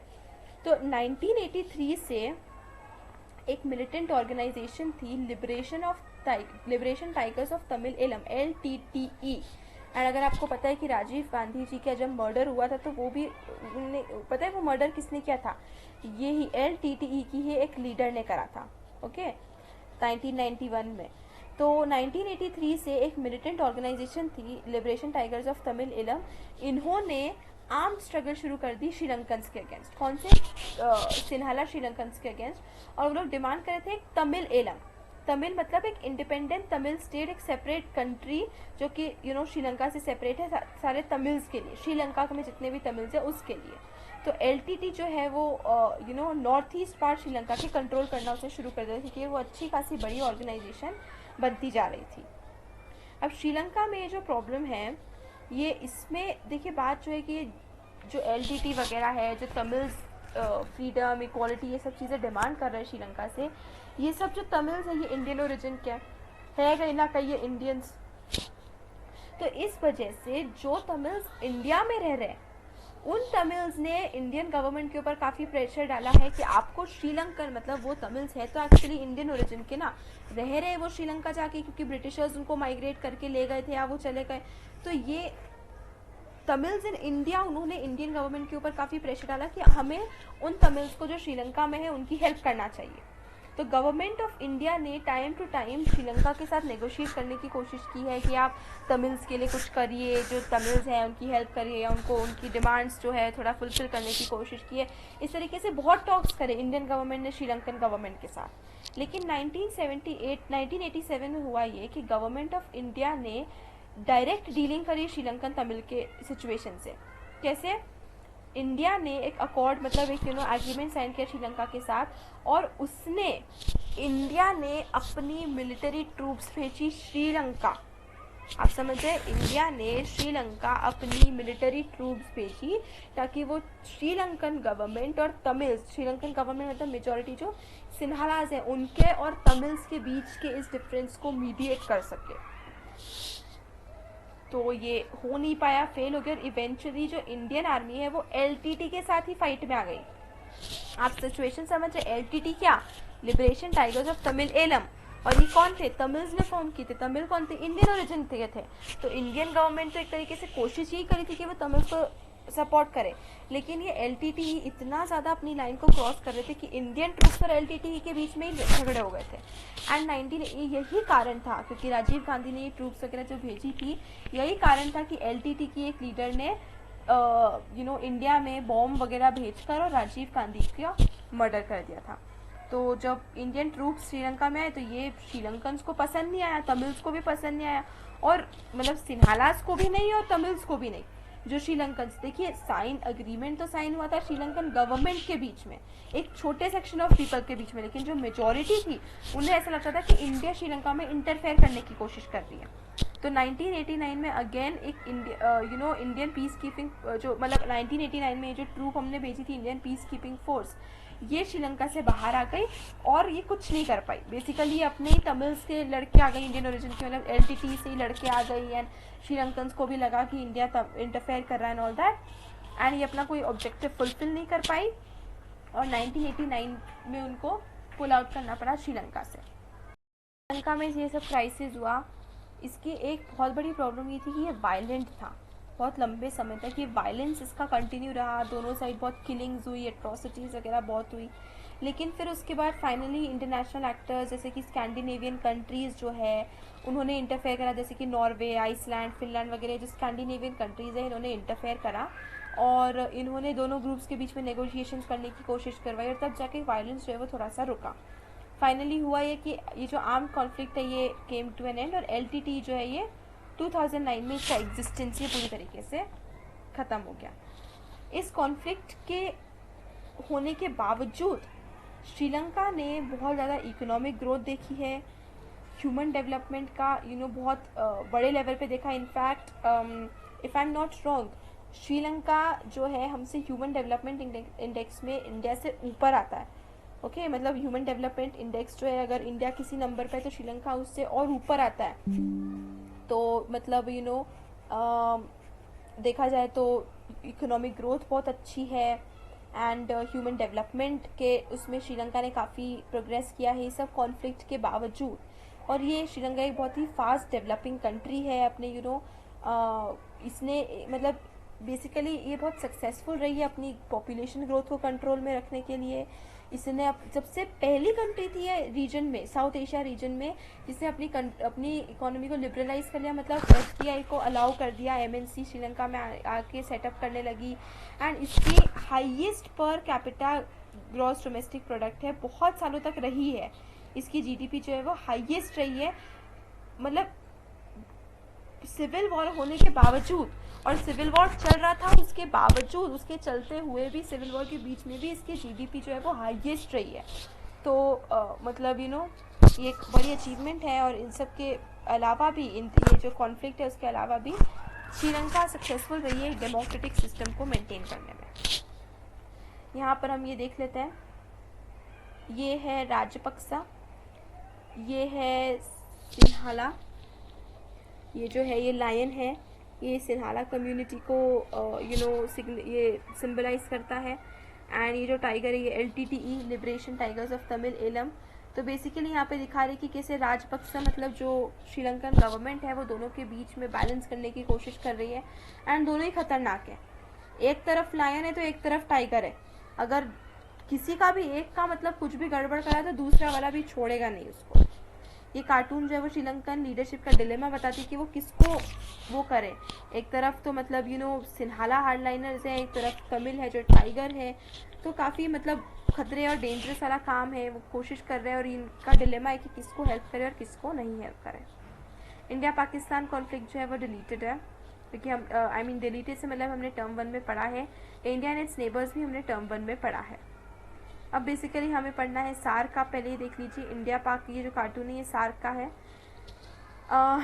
इसका मतलब ये है कि ये इंडिया पाक जो है वो ओके, हम ये पहले पढ़ लेते हैं पीस एंड कोऑपरेशन, उसके बारे में डिस्कस करेंगे कार्टून। अब क्वेश्चन उठता है, हमने सब पढ़ लिया कैसे कहाँ पर कितनी डेमोक्रेसी है। क्वेश्चन अभी होता है कि क्या साउथ एशिया के डिफरेंट कंट्रीज एक दूसरे के साथ कोऑपरेट कर पा रहे हैं, या कोऑपरेशन कितना है, या वो एक दूसरे से लड़ते जा रहे हैं।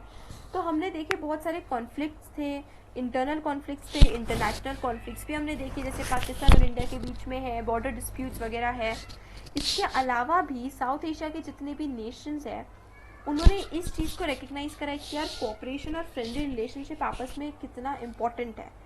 तो ये एक south Asian association for regional cooperation, जिसको बोलते हैं सार्क, एक बहुत ही बड़ा रीजनल इनिशिएटिव है साउथ एशियन नेशंस के द्वारा, और इन्होंने इसको एक कोऑपरेटिव सिस्टम में इसको इवॉल्व करा है, जिसमें सभी नेशंस का कहीं ना कहीं टर्म्स है, और ये एक दूसरे की हेल्प करना, एक दूसरे से कोऑपरेट करना, दूसरे की प्रॉब्लम्स को सॉल्व करना, इस तरीके से ये सार्क जो है वो एक बहुत बड़ा इनिशिएटिव है।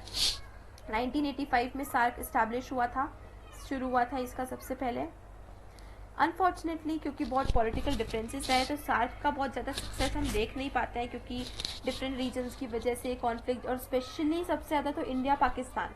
तो सार्क मेंबर्स जो है उन्होंने south Asian free trade agreement sign करा है, और उन्होंने ये मतलब आपस में प्रॉमिस किया कि फ्री ट्रेड जोन वो लोग करेंगे पूरे साउथ एशिया के लिए।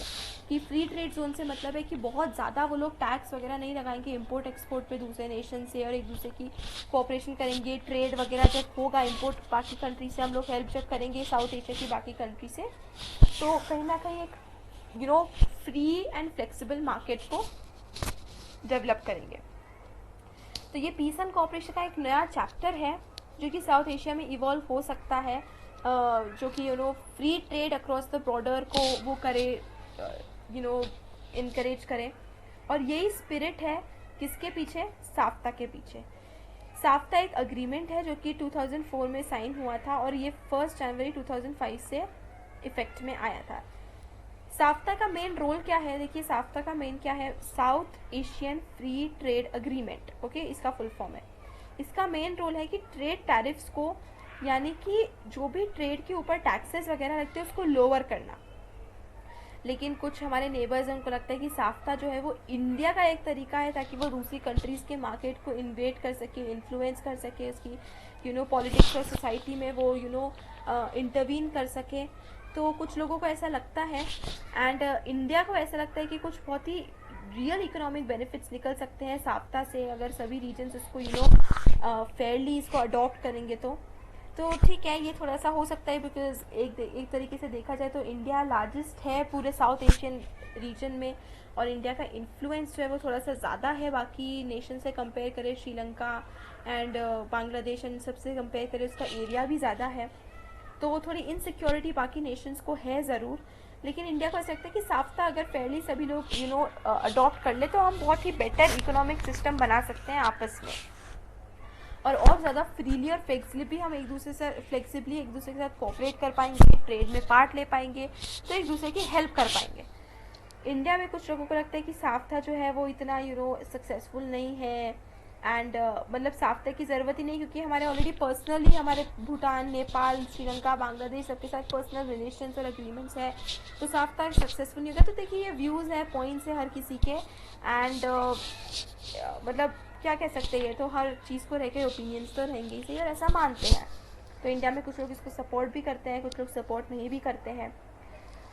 भले ही इंडिया पाकिस्तान रिलेशन जो है वो मतलब ख़त्म होने का नाम ही नहीं लेते हैं, कॉन्फ्लिक्ट वायलेंस हमेशा उसी तरीके से बना रहता है। बहुत एफर्ट्स तो किए गए हैं इन दोनों की टेंशन, मतलब दोनों कंट्रीज़ के बीच में टेंशन्स मैनेज करने का, डिफरेंसेस कम करने का, पीस बिल्ड करने का। और ये दोनों कंट्रीज़ ने वॉर को ख़त्म करने के लिए मतलब कई स्टेप्स लिए हैं, एक दूसरे को प्रॉमिस किया है, कोशिश कर रहे हैं कि यार वॉर कम से कम हो, वॉर फ्री जोन बने। सोशल एक्टिविस्ट और प्रोमिनेंट पर्सनालिटीज़ ने आपस में मिल के एक फ्रेंडशिप का एटमॉस्फेयर क्रिएट करा। हम देख सकते हैं जैसे आर्टिस्ट है, जैसे आतिफ असलाम हो गए या फिर राहत फ़तेह अली खान, ये सब पाकिस्तानी आर्टिस्ट है जिनके गाने इंडिया में भी बहुत फेमस है। एंड ऐसी इंडियन भी कुछ सेलिब्रिटीज़ एंड वो है जो कि पाकिस्तान में भी फेमस है। तो इस तरीके से ये आर्टिस्ट ने एंड प्रोमिनेंट पर्सनालिटीज़ ने कोशिश की है कि साथ में मिल के, इनफैक्ट दिलीप कुमार, मतलब ये काफ़ी अच्छे मतलब पाकिस्तानी जो है ये इंडिया में मतलब अच्छे खासे फेमस है। तो इस तरीके से काफ़ी कोशिश भी की गई है। एंड ये स्पेशली जो प्रोमिनेंट पर्सनालिटीज़ हैं इन्होंने कोशिश की कि दोनों कंट्रीज़ के बीच में हम कैसे ना कैसे करके फ्रेंडशिप करें। जो जैसे Indian and Pakistan cricket team है उनके बीच में बहुत अच्छी फ्रेंडशिप है, मतलब जब मैच होता है तब हम तो बिल्कुल राइवल्स होके देखते हैं, लेकिन जब एक्चुअल में अगर हम देखेंगे तो ये इंडियन और पाकिस्तान क्रिकेट टीम्स में काफ़ी अच्छी फ्रेंडशिप है। तो लीडर्स जो है वो काफ़ी समिट्स में मिले हैं, उन्होंने कोशिश की है कोऑपरेट करने की, नेगोशिएट करने की, डिप्लोमेटिक सॉल्यूशंस निकालने की। बहुत सारे बस रूट्स ओपन किए गए हैं दोनों कंट्रीज़ के बीच में। एंड हमें पता है कि वो इंडस वाटर ट्रीटी 1961 में जो है वो आज तक भी स्टैंड करती है। इट्स वेरी मच सक्सेसफुल हम कह सकते हैं। और पंजाब के दोनों पार्ट्स हैं उनके बीच में ट्रेड भी इंक्रीज़ हुआ है। वीज़ा अब पाकिस्तान का इजीली मिलता है या पाकिस्तान को इंडिया का वीज़ा इजीली मिलता है। तो हमें देखते हैं कि बहुत एफर्ट्स किए गए हैं, वो सक्सेसफुल भी रहे हैं।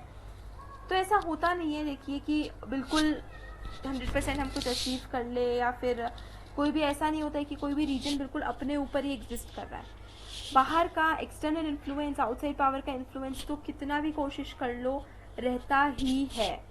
चाइना और यूनाइटेड स्टेट्स जो है वो बहुत ही इंपॉर्टेंट प्लेयर्स रहे हमेशा से साउथ एशिया में, और अभी भी वो है इंपॉर्टेंट प्लेयर्स साउथ एशिया की पॉलिटिक्स में भी बहुत ही इफेक्ट करते हैं। साइनो इंडियन रिलेशन मतलब चाइना और इंडिया की रिलेशन जो है वो भी काफ़ी इम्प्रूव भी हुई है, लेकिन क्योंकि चाइना पाकिस्तान के साथ पार्टनरशिप कर रही है एंड ऑल दैट, इस वजह से हमारे कुछ थोड़े से रिलेशन बिगड़ भी गए, तो कॉन्फ्लिक्ट्स वगैरह अभी भी जारी है।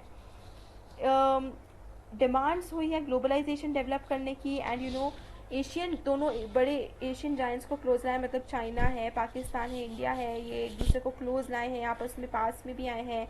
और इकोनॉमिक टाइज जो है जो दोनों के बीच में ट्रेड वगैरह है वो भी 1991 से काफ़ी इंक्रीज़ हुआ है। अमेरिकन का, यूएस का इन्वॉल्वमेंट भी साउथ एशिया में हमें बहुत कुछ आसानी से देखने को मिल जाता है, स्पेशली कोल्ड वॉर के बाद तो बहुत ज़्यादा, क्योंकि पाकिस्तान ने नाटो ज्वाइन कर लिया था तो यूएस का भी काफ़ी कुछ से रहता ही है। एंड यूएसए के इनफैक्ट दोनों इंडिया से भी अच्छे रिलेशन है, पाकिस्तान से भी अच्छे रिलेशन है। एंड क्योंकि इंडिया तो ऑफकोर्स नॉन अलाइन थी, न्यूट्रल थी, तो और यूएस एंड बात ये भी है कि यूएस ने भी काफ़ी कोशिश की कि इंडिया और पाकिस्तान के बीच में मॉडरेट करने के लिए, डिफरेंसेस ख़त्म करने के लिए इकोनॉमिक रिफॉर्म्स हुए हैं, इकोनॉमिक पॉलिसीज़ हुई है दोनों कंट्री में, जिसने अमेरिकन पार्टिसिपेशन को बहुत ज़्यादा इंक्रीज़ कर दिया है। बहुत ऐसी इकोनॉमिक रिफॉर्म्स वगैरह हुए, जैसे एमएनसीज वगैरह भी खुल गई है, तो अमेरिकन मतलब यूएस का बहुत से जो है वो बढ़ते जा रहा है दोनों कंट्रीज़ के बीच में। और अमेरिका जो है वो फ्यूचर में मतलब सिक्योरिटी, पीस वगैरह इन सब के लिए जो जितने साउथ एशियन एरियाज़ वगैरह है, और यूएस में जितने भी साउथ एशियंस रह रहे हैं, तो पॉपुलेशन यूएस में काफ़ी इंक्रीज़ है, जैसे हमें काफ़ी सारे पाकिस्तानी एंड इंडियंस यूएस में देखने को मिल जाते हैं, तो ये नंबर भी बहुत इंक्रीज़ होती जा रही है। एंड अमेरिका में, यूएस में तो हमें आसानी से इंडियन मार्केट्स वगैरह बहुत कॉमनली आजकल देखने को मिल जाते हैं, इंडियन फूड वगैरह सब। तो बात यह है कि साउथ एशिया जो है वो कॉन्फ्लिक्ट यहाँ पे आई थिंक मतलब कंटिन्यू रहेगी। बहुत आसान नहीं है इन कॉन्फ्लिक्ट्स को मिटाना, लंबे टाइम तक हो सकता है ये कॉन्फ्लिक्ट बना रहे। और जोन जो है, क्योंकि बॉर्डर एकदम एक दूसरे से लगी हुई, तो कहीं ना कहीं कॉन्फ्लिक्ट, बॉर्डर डिस्प्यूट्स तो हो सकता है होते रहेंगे, कॉमन रहेंगे। लेकिन उसके अलावा भी जो लोग हैं, जो गवर्नमेंट्स है, ये थोड़ी थोड़ी करीब आई है सार्क के कारण, साफ्ता के कारण, तो जो हमें डिफरेंसेस है वो ज़रूर देखने को मिल रहे हैं कि बहुत चीज़ें जो है वो चेंज भी हुई है, पॉजिटिव को चेंज फॉर गुड। अब इसके देखते हैं, देखिए ये टेबल है सार्क समिट की। अब यहाँ पर ये जो इंडिया और पाकिस्तान इस तरीके से मतलब दोनों एक दूसरे को काटने को दौड़ रहे हैं, एंड इन दोनों के कारण जो है वो कहीं ना कहीं बाकी नेशंस जो है वो भी थोड़ा सा एक दूसरे डिस्टेंट भी हो जाते हैं। देखिए यहाँ पर ये जो है वो सब एक दूसरे से इक्वल डिस्टेंस पे बैठे हुए हैं, लेकिन इंडिया और पाकिस्तान जो है वो इनके बीच में बिल्कुल कंटिन्यू है बहस वगैरह, और इनके बीच में ये मतलब ये इतना हो रहा है कि ये एक तरीके से पूरी टेबल को ही खा जाएंगे, ख़त्म कर देंगे। मतलब ये सार्क, इतनी इनमें पोटेंशियल है इंडिया और पाकिस्तान के कॉन्फ्लिक्ट में कि पूरे सार्क को ये लोग डिमोलिश कर सकते हैं। ये इस कार्टून का मतलब है। ओके, ये जो है हे मिस्टर ह्यू, ये जो कार्टून है, trade, commerce, economy, why don't you just stick to core issues with India. तो ये जो है वो चाइनीज़ है, ये अटल बिहारी वाजपेयी का वो है। तो वही बोलते हैं कि आप क्यों नहीं, मतलब कार्टून है कि ट्रेड, कॉमर्स, इकोनॉमी वगैरह को छोड़ो, इसके जो मेन इश्यूज है उस पर ध्यान दीजिए, उसी को आप अच्छे करिए, और बाकी चीज़ें तो छोड़ दीजिए, इस तरीके से बोल रहा है। The umpire has to decide whether ball is in the court of India और पाकिस्तान। जमाली पाकिस्तान ट्रिब्यून। ये देखिए, ये यूएस यहाँ पे बैठा हुआ है, बीचों बीच बैठा हुआ है, और ये बॉल यहाँ पे गिरी हुई है। यूएस को डिसाइड करना है इन दोनों के कॉन्फ्लिक्ट, इंडिया और पाकिस्तान के कॉन्फ्लिक्ट के बीच में, कि बॉल किसके कोर्ट में, मतलब किसकी गलती है, किसकी रिस्पॉन्सिबिलिटी है। तो ये जो दोनों कार्टून है, जो एक इंडिया से है, दूसरा पाकिस्तान से है, ये दो क्ली प्लेयर्स का रोल हमें बताते हैं, जो कि रीजन में जो इंटरेस्टेड है। जैसे कि ये दूसरा वाला जो है वो यूएस का रोल बताता है कि कैसे उसको डिसाइड करना है इकोनॉमिक्स, दोनों में से कौन सही है कौन गलत है, किसकी जीत किसकी हार है। उसी तरीके से यहाँ चाइना का बताते हैं कि चाइना किस तरीके से इंटरवीन कर रही है हेल्प करने के लिए। तो ये इनका इंपॉर्टेंट रोल ये लोग जो प्ले करते हैं वो दिखाते हैं। And with this he chapter खत्म।